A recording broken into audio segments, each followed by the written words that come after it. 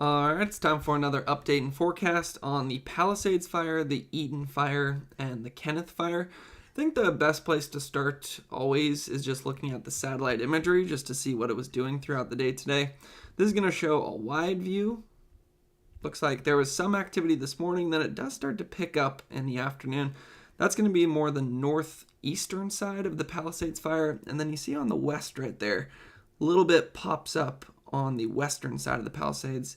Maybe some smoke coming off of Eaton, but actually not seeing much off of Eaton or the Kenneth Fire.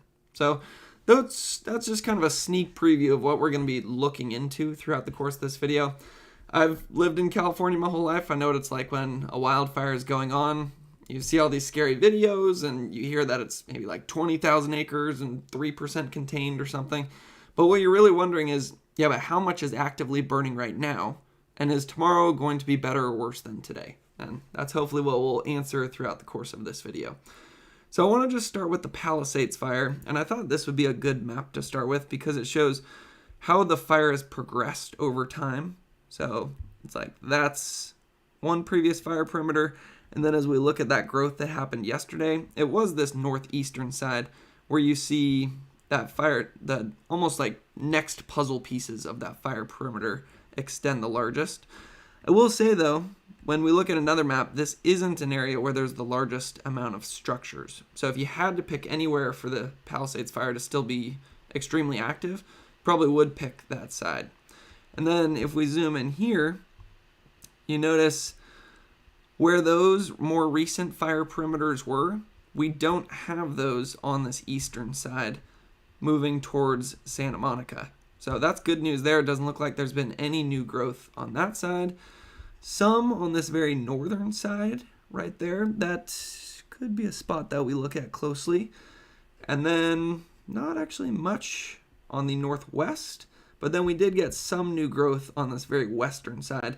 And I expect the next time a fire perimeter map comes out, that'll extend again, as well as this northeastern side, because that's where on the satellite imagery, it did look like there was the most smoke coming off of it. So what else we could do is go to the Palisades Fire here and check out two different cameras to go along with what we're talking about with the northeastern side and the western side being the most active. This first one is Topanga Canyon, and this is the current view from the fire activity on the northeastern side. So up there where that fire perimeter map did show the largest amount of growth throughout the day today.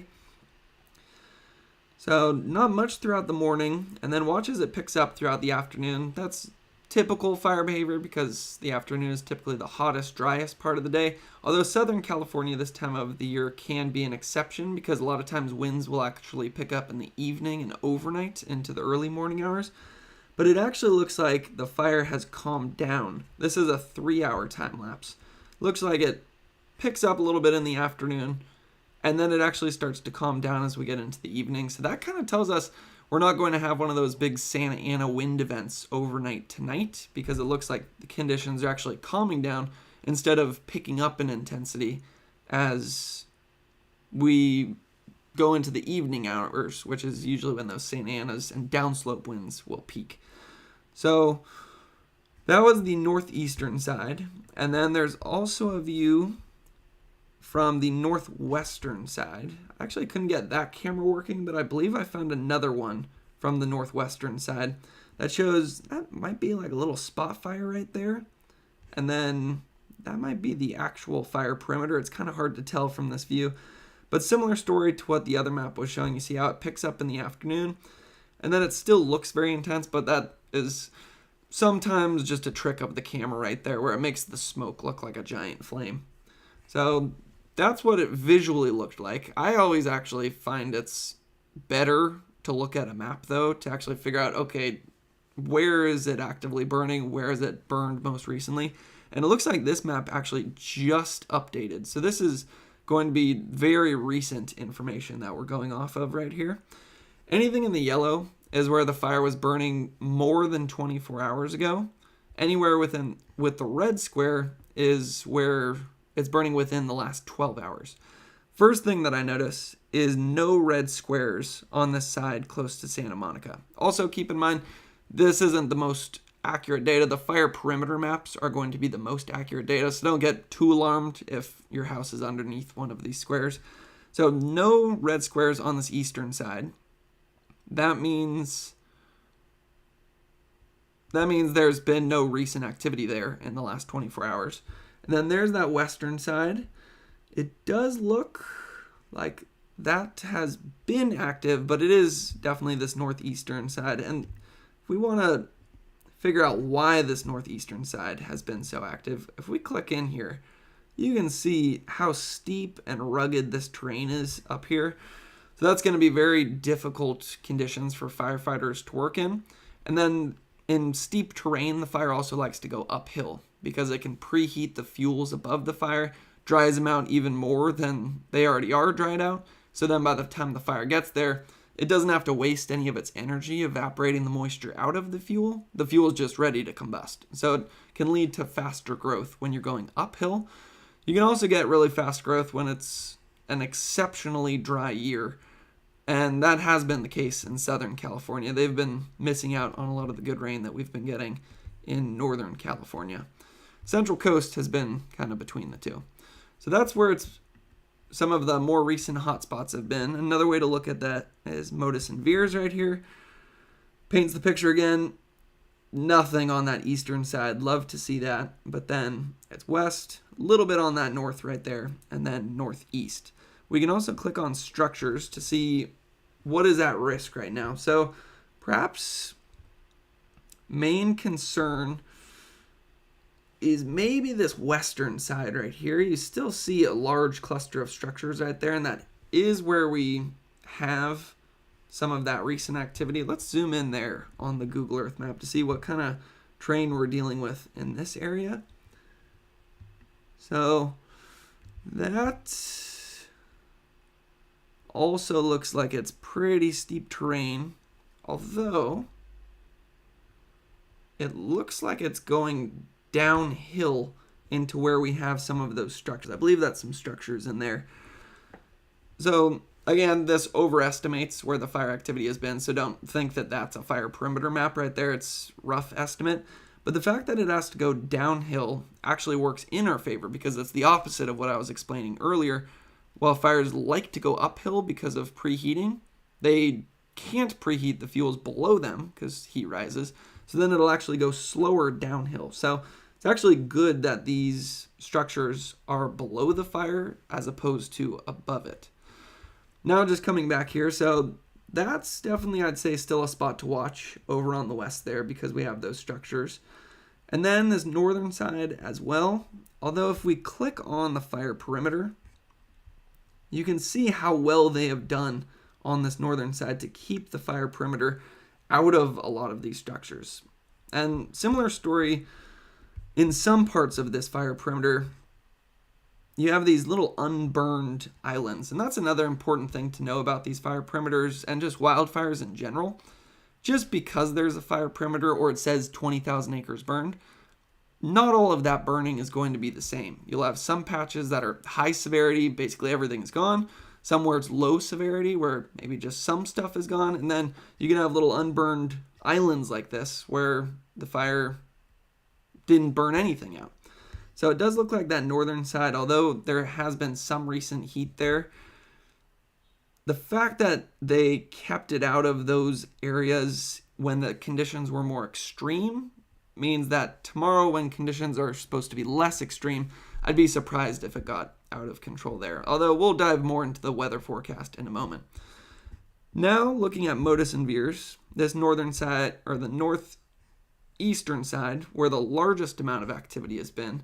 That's where, when you're looking on the satellite imagery, that's where the largest amount of smoke has been coming off of right there, and you see that big chunk. We can actually turn on the fire. Where is it? True color, natural color fire. This sometimes shows it better as it starts to get kind of late. You can also see where that fire perimeter is. You can see the flare up in the afternoon and the fact that even though it is overnight right now, we do still have some activity on that fire. One thing I'll point out though on that northern side where the largest amount of activity is right now, very few orange dots in that area. Like if you look around this fire, that's the part of the fire that has the least amount of structures. So I'd imagine part of the reason that that's the most active part of the fire is because that maybe was lower priority for a lot of the resources that they have on this fire. And we actually can look at some of the resources that they have. Just curious to see how many they've gotten down there. It looks like 3,000 personnel, 23 helicopters, 350 engines, 54 dozers, 57 water tenders. Next, we can get into the weather forecast a bit. So I think the first way we'll do this is... Oh, actually, before we get there, I realized we haven't looked at the most current heat detections. Now, this is going to be the least accurate of anything that we've looked at so far, but it's also the most recent. So I sometimes like to look at this just because it gives us a general idea of where a lot of the heat is coming off of the fire right now. And that actually looks like a more heat than when I looked at this about an hour ago. So that goes along with what the satellite imagery was showing, that northeastern side is, it almost seems to be flaring up a bit, although that camera view made it look like it was starting to calm down. So different sources are telling us different things there. So I would say definitely a spot that I'm thinking about, but also that box doesn't mean the fire has reached that area. And then the yellow box on the western side means some heat activity, but not as intense as what we're seeing on the northern side right now. Now we can get more into the weather forecast. So this is a little trick you can do if you go to Cal Fire and you get the latitude and longitude and you copy it and you go over to windy.com and you copy and paste it into the search location. That will take you to roughly where the fire is. And then you can look at 3 different things are important. Well, there's a lot of things that are important for fire danger, but one of the most important is wind gusts. And if we just click in there right now, gusts are not very strong right now. We can even look at some of the weather stations on the ground. Over towards the west, it's showing some gusts. Actually, that one's still showing 31 miles per hour with a max gust of 48 throughout the day today. That one's showing 27 with a max gust of 48 throughout the day today. We don't have many stations exactly where the fire is, though. I'd imagine, unfortunately, that's because those were part of a lot of the structures that have been destroyed by this fire. So we'll just go off of some model data here. Keep in mind this is gusts, so it's going to be... So that's a 7 mile per hour gust overnight tonight. That means your sustained wind is 2 miles per hour. So that's the best wind I think I've seen on this fire since it started. So it's really going to calm down overnight tonight in terms of wind. The only thing that might interfere with that, before we get into tomorrow, let's look at overnight. The only thing that might interfere with it calming down a lot overnight is what the relative humidity does. And it does actually look like we have a better recovery overnight tonight than we did last night. Last night, relative humidity was staying around 20%, which is really dry. And the reason that's important is because if the air remains dry even overnight, it means moisture doesn't go into the plants. So then those plants can not only burn more actively in the afternoon because they stay dry, but if they're still dry overnight, that fire can continue overnight.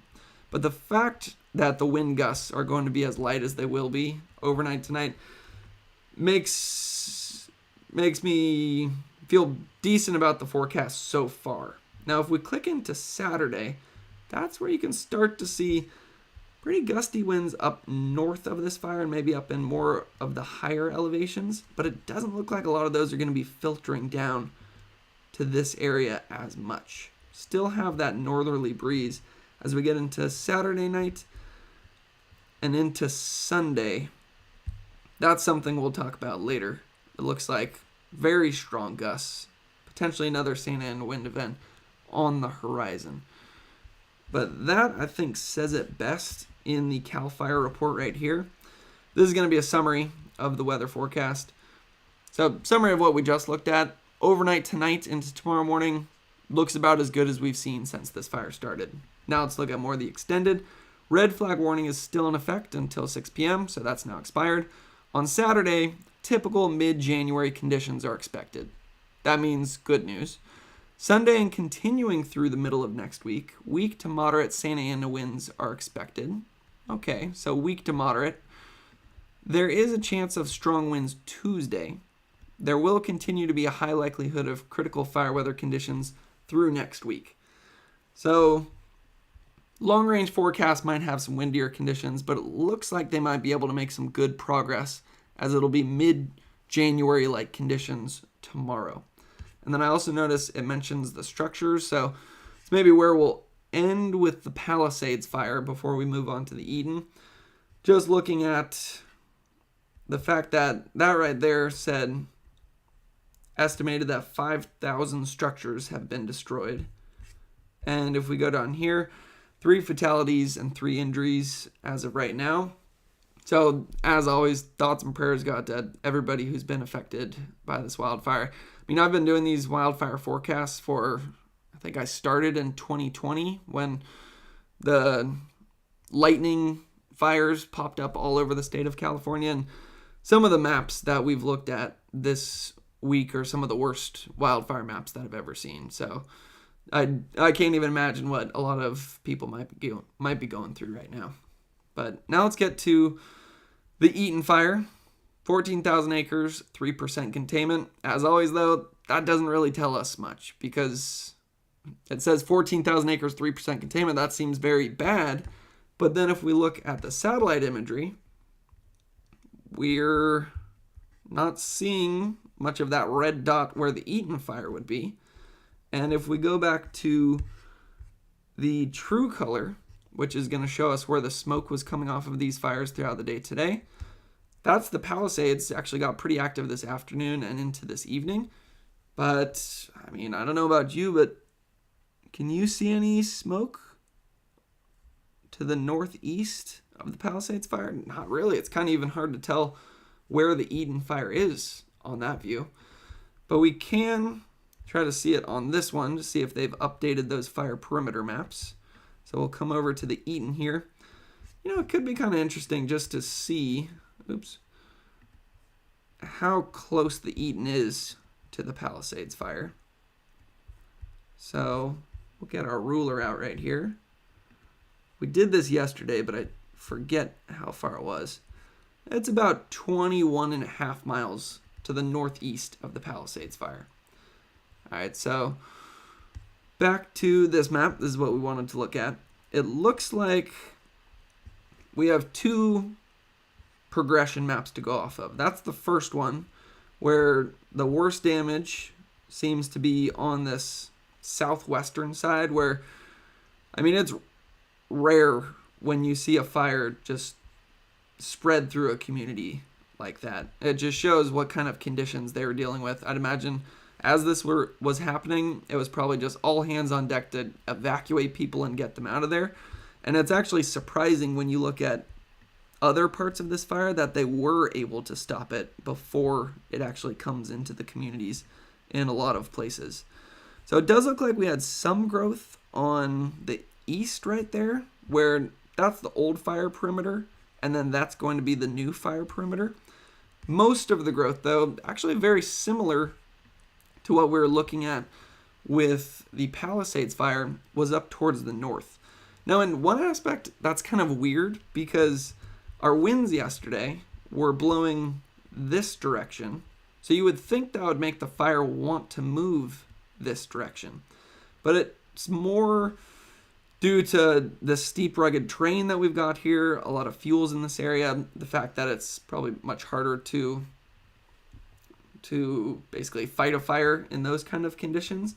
The other thing that actually my cousin Colton was asking me yesterday about these fires, he was saying, well, if the winds are still blowing from the north, is there still a chance that where it's actively burning up on the northern end of this fire, that it could still push through these communities with the wind still coming from the north? But what we started talking about is that's where a lot of the activity was yesterday.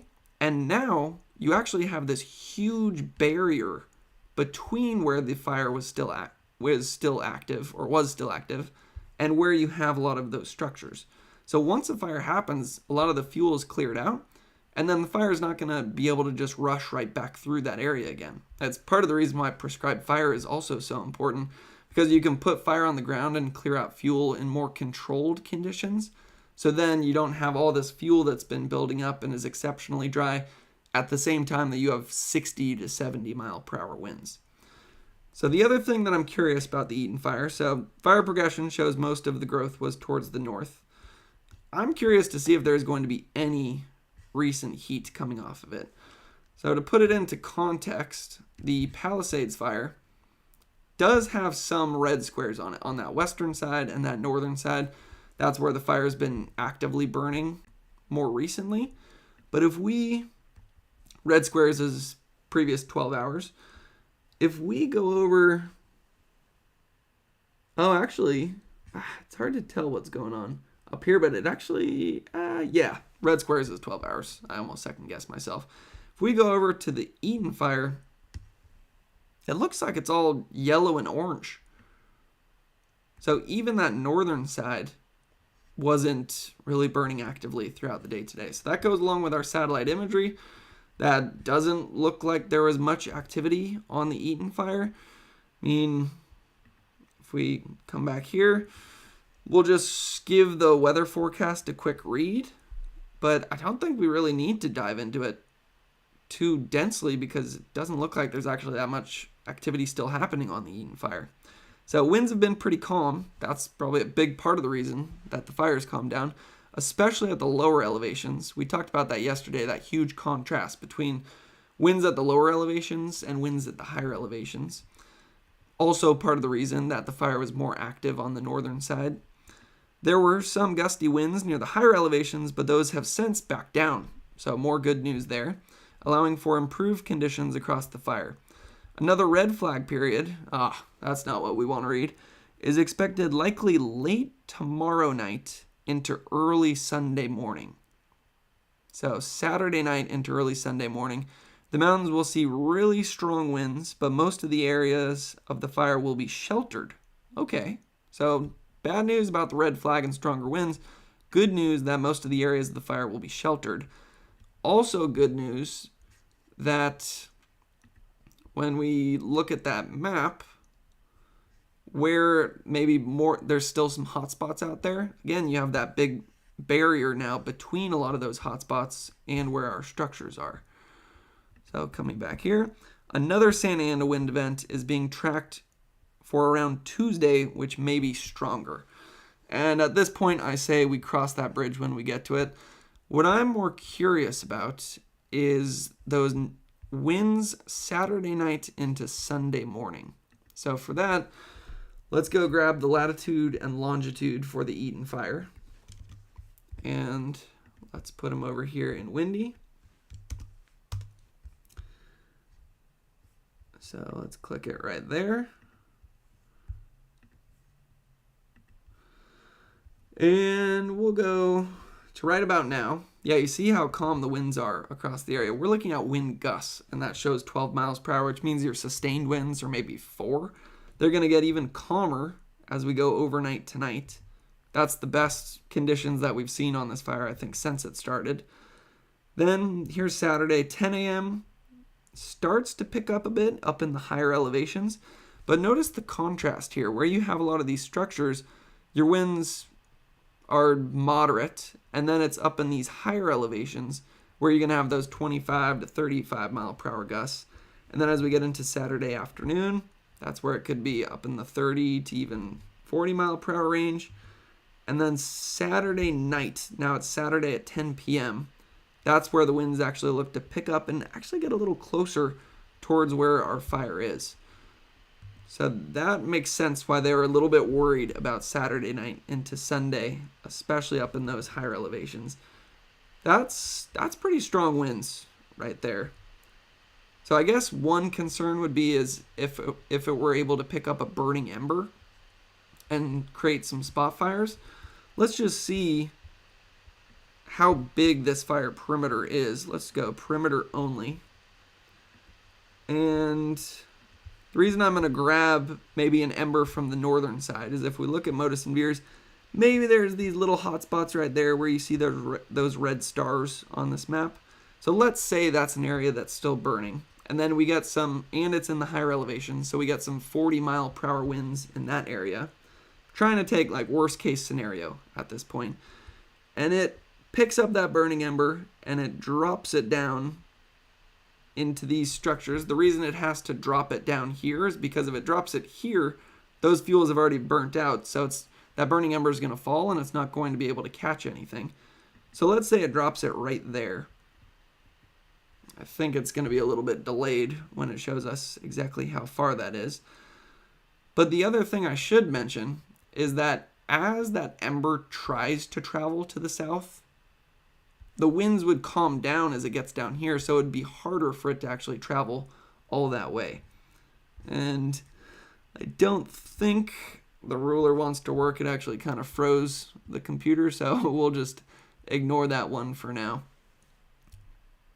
Or we can try it on Google Earth. If at first you don't succeed, try again. Ah, this one's going slow too. Okay. Let's go from right there to right there. That's about 5 miles from the northern edge of this fire where there might be some hot spots down to the southern edge of the fire where the fuels haven't been cleared out and there might still be some structures. So 5 miles. I was trying to take the worst case scenario here. 5 miles for one of those burning embers to travel down to the south. You know, that's very far. And by the time you get down here, the winds aren't going to be 30 to 40 miles per hour. As you get down here, you look, your color is more blue to green. That means your winds are 15 mile per hour gusts. So yeah, I don't see too much of a likelihood of that. I guess more the concern would be is if there's other hot spots throughout this fire that aren't showing up on this map because they're so small. But yeah, you can't really think about every little thing that could be happening. So we read this weather forecast. I did just want to click in here because I forget what it says, but it gives us some other detail that wasn't included in that one. So it mentions the stronger Santa Ana wind pattern to return Tuesday for northeast winds early Tuesday morning and again into Wednesday. Oh, so when they say Tuesday, they're talking about Monday night into Tuesday morning, it looks like, and then Tuesday night into Wednesday. Not sure which of those is the stronger at this point yet. This is the point that I wanted to make. There's a 30% chance of a stronger scenario than 35 to 50 mile per hour winds early Tuesday morning. But even worst case models at this point do not show any winds similar to the event on January 7th and 8th. And the reason I wanted to show that is because after a huge fire like what we've had, and after thousands of structures have been destroyed and some people have even died because of these fires, then the next time a red flag warning pops up, there's going to be alarm bells all over the place. And a lot of the people who live in these communities, let's say their homes survived, are going to almost have like PTSD thinking that, oh, it's going to be just like what just happened. It's all over again. And sometimes, you know, different sources can even kind of play into that fear. But this is clearly saying worst case models at this point do not show any winds similar to the event on January 7th and 8th for that red flag warning potentially Tuesday morning. Now that doesn't mean we don't need to worry, but it does mean we shouldn't think that this next wind event coming up is going to be the same as the last one that we just had. And that kind of gets into nuance, which is difficult sometimes, but I do think that kind of nuance is important because it's important to prepare and know what's coming, but it's also important to know accurately what's coming and not have unnecessary fear. So just wanted to show some of the numbers on this one as well. 1,600 personnel this is final thing for the Eaton, and then we'll look at the Kenneth. 1,600 personnel, 17 dozers, 17 crews. And then these were some of the numbers that I was just talking about. Estimated 5,000 structures destroyed, 2 fatalities. And I heard that there were some damage assessment teams going out there, but I haven't been able to find damage assessment maps yet. I'll do another one of these videos tomorrow, and hopefully we'll have some of those maps at that point. And then at those maps, you'll actually be able to click in, and a lot of times they'll take photos of each property, and then you'll be able to see your property and how bad the damage was if you haven't been able to get back in there and see it in person yet because of ongoing evacuation orders and warnings, which it looks like there's still a lot of those. So Kenneth Fire, I'm not going to spend really any time on this one. It says 1,000 acres, but anytime you see that containment quickly start to grow to 50%, you know that the fire is basically wrapped up. And if we look at the last update that it has right here, it says firefighters work throughout the day to mop up hotspots and improve containment fires. Anytime you see that term mop up, it means the fire's basically out. And I also saw 14 hours ago, they said forward progress of the flare-up has been stopped per incident command. So maybe that was of the flare-up, but they didn't say forward progress of the fire. I would say it looks like the Kenneth Fire is pretty much wrapped up at this point, though. Now, that's not to say it couldn't.